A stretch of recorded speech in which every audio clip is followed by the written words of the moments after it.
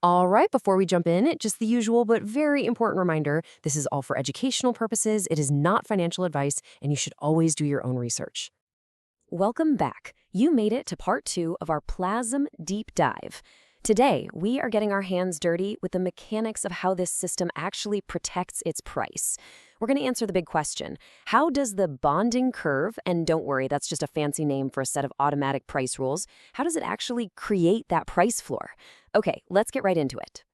So, quick recap from part 1. We talked about how Plazm has these two really important safety nets, right? There's the base floor down at 75 cents, and then the all pools floor a bit higher at $1.25. These are basically there to stop the price from just falling off a cliff. But that leaves a huge question just hanging in the air. What's to stop some massive holder, a whale, from just deciding to dump all of their tokens at once and just smash the price right through those floors? What's the actual thing that stops them? To really get this, we're going to start with a super simple analogy. I want you to picture a big, clear water tank. And the level of the water inside that tank, well, that's the price of Plazm. It works exactly like you'd think. When people are buying, it's like they're pouring water into the tank. The water level goes up, and so does the price. And when they sell, they're draining water out. The level drops, price goes down. Simple, right? But here is the absolute key to this whole thing. This tank, it is not bottomless. It has a solid floor. You can drain the water out, sure, but you can never, ever drain it lower than the bottom of the tank. That physical bottom, that is the price floor. It's a hard limit because the system is always holding real value, just like that tank has a solid base. Okay, but here's where it gets really, really interesting.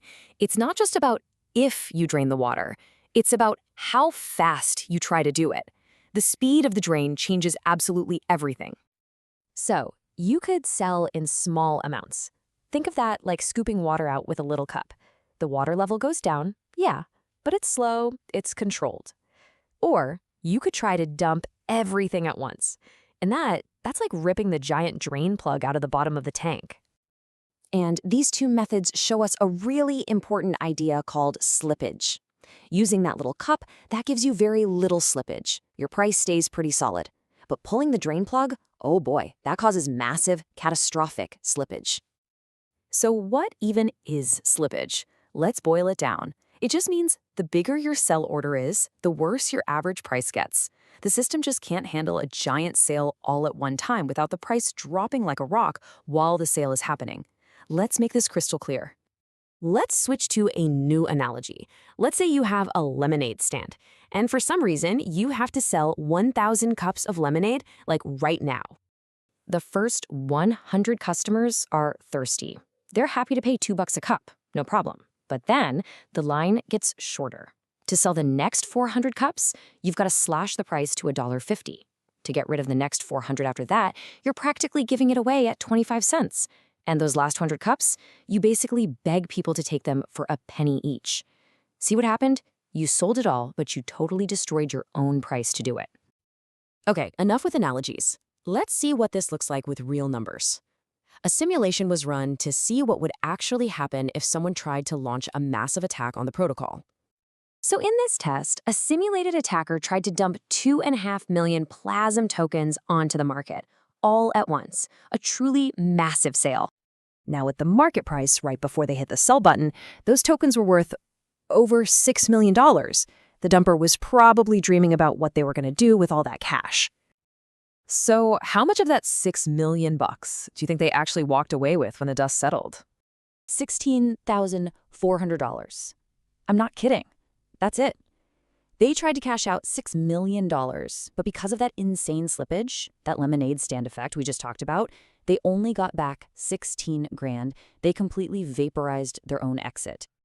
But believe it or not, the story gets even crazier because this system isn't just about playing defense. Oh no.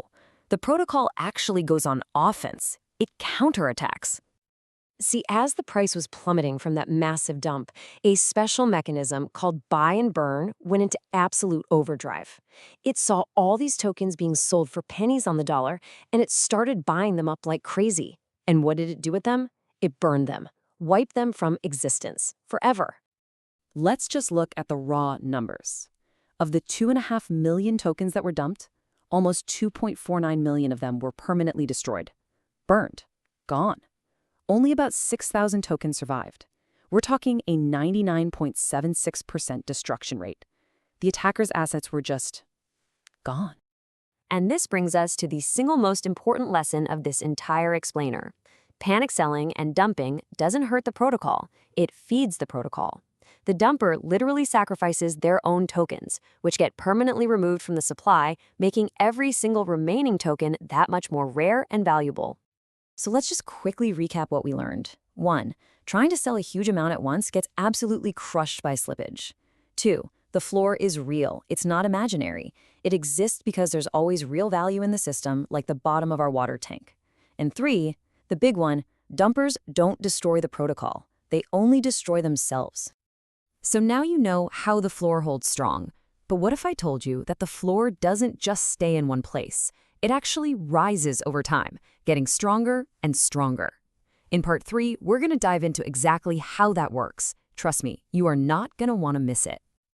Thanks so much for watching. And just one last time, remember, this is all for educational purposes. It's not financial advice. We'll see you in the final part.